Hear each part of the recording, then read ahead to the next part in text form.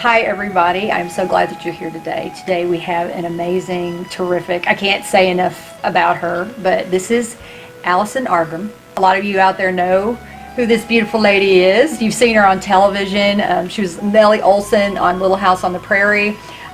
She's on Life Interrupted. She does everything. She's a producer, and she is the California chair, president of the board. She's the founding member of a national charity that is called Protect. Please tell everybody about Protect, because this is something that we've kind of both dealt with in our personal lives. So can you tell the Protect, viewers? or the National Association to Protect Children. It's been going for quite a few years. It started back in 2003. A lot of what we're doing is involved absolutely in educating legislators and pushing for legislation that better protects children from child predators. In many, many states, in the law, they have an exception that whereas perhaps someone who sexually abused a child was convicted, might be sentenced to 20 years, 30 years, 40 years, if they are related to the child, they can be eligible for probation with no time, 0 time served, and even, in many cases, deferred entry of judgment, which was a big one in California. If you have deferred entry of judgment, that means your conviction does not go on the record. So someone who was convicted with multiple victims, and that was the thing, the exception included cases of egregious sexual abuse, multiple victims, continuous sexual abuse. Someone could have molested, say, 4 of their children and their nieces and nephews, absolutely been found guilty, and have no record, not ever be a registered sex offender, and be able to open a daycare center the next year. And that was the kind of just sweeping it under the rug that was being done all over the country for incest cases. And someone, if they'd done the exact same thing to the neighbor's child, Right. would have gone to prison. But it was their own child, so they were serving 0 jail time and going home with the kid. They weren't even losing custody of the kid.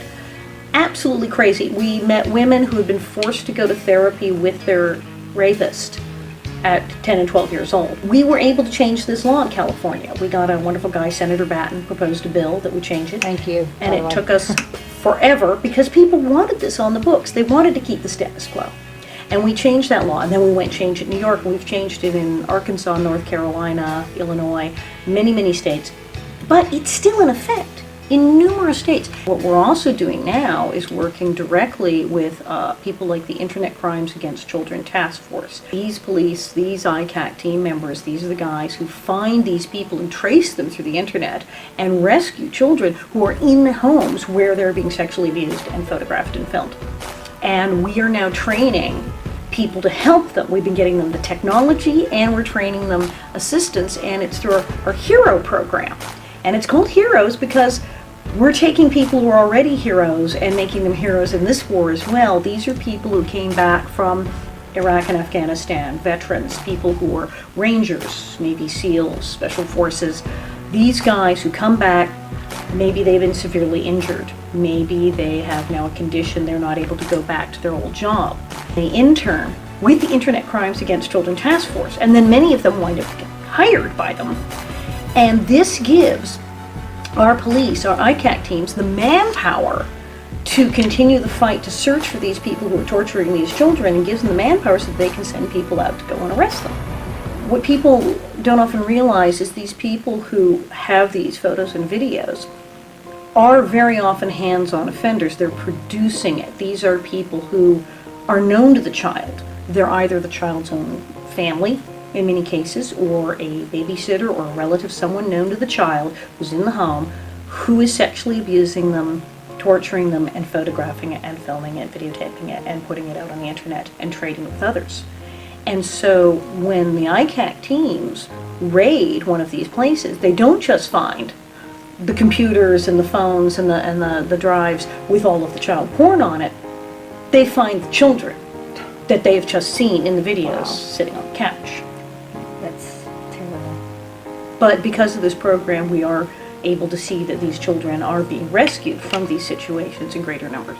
You know, this is hard for me and Allison to talk about, but one of the reasons why I wanted to really get involved, and I know the reason why you got involved, is because we both have had stories of, being sexually abused by a family member, and it can really, really, it can mess you up. Well, that's the thing. The idea of saying someone, well, you only get a year, you only get 6 months, the victim has to deal with the after effects of this for their entire lives. It's true. It is true. Trauma is real. Trauma affects you in your body, in your brain, in your mind. PTSD is real. And you're living with this forever, and the idea that someone could do this, and they could say, well, that's okay. They said they won't do it anymore. Because I was around 9 years old, and the thing was, that's kind of what I had to go with. It's like and it made me very bitter for a long time. I just was very angry at that. So I definitely know how that feels. You get this bitterness in you, and you just, people are still talking to this person. Yes. You know what I mean? Yeah. And that's what really ticked me off. And I'm like, here, I'm the victim. What about me? And it was almost like, oh God, it makes me so angry. Sorry. But it's true. It's if it was a stranger, the attitude's completely different. They almost rally around the abuser in these situations, and it's mind-blowing for the person who's been through, like, how can they possibly do that? But they do. People don't want to believe that it's happening. They don't want to believe it's as bad as it is, even if they accept it's happening. Well, it couldn't be that bad. Right. And their brain is trying so hard to somehow make it okay that they will turn to the abuser and go, tell me it's not the way she says it is, and they'll believe that even when they know intellectually there's just no way that's true. Right. They know that it happened. So the people who sexually abuse children and photograph it and videotape it, the children, the victims, are younger than they used to be. There's more of them than there used to be. It's hundreds of thousands of people, literally, are producing child pornography. As I sit here and speak, it's thousands upon thousands of children. So where are they going to go? These are cases of extreme, severe, violent. The videos are more violent than they used to be. Really terrible stuff. These kids are not in a position to report. They have no one to call, and they wouldn't know to call when they're 3 years old. So how are these people going to be apprehended? They're going to be apprehended because when they trade this stuff, when they share it with their fellow criminals, through the peer-to-peer sharing networks, through the dark net or what have you, through the various ways they share it, sometimes quite openly, it can be traced. And that's what the Internet Crimes Against Children Task Force and the police do, is they can now trace it. They can find exactly where they are. And they can go there and take that kid out of the house and stop them and put them in jail.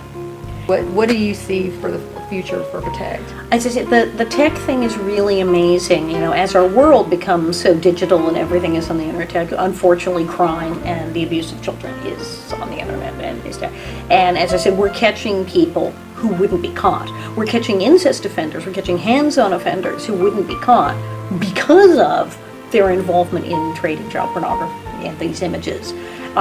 So I see that as being really huge. At Protect, we're through the Weiss Center for Child Rescue Technology, we're getting them the tech and the equipment they need, and through the Hero Corps program, getting them the manpower they need. And of course, in our country, it's all 50 states. We've been training heroes in multiple states to help ICAT teams in all the different states.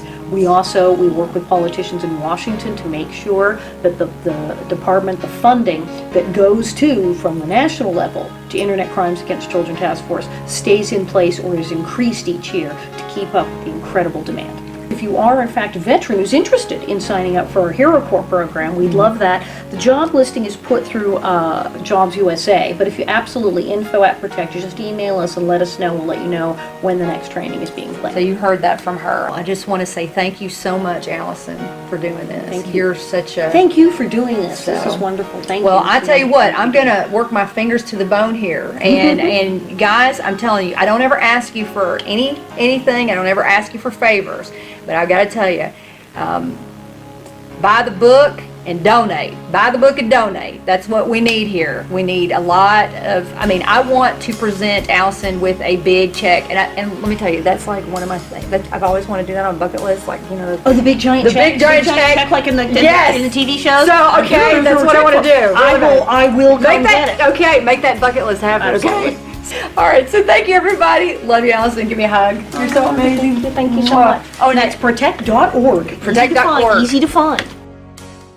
You know it's true.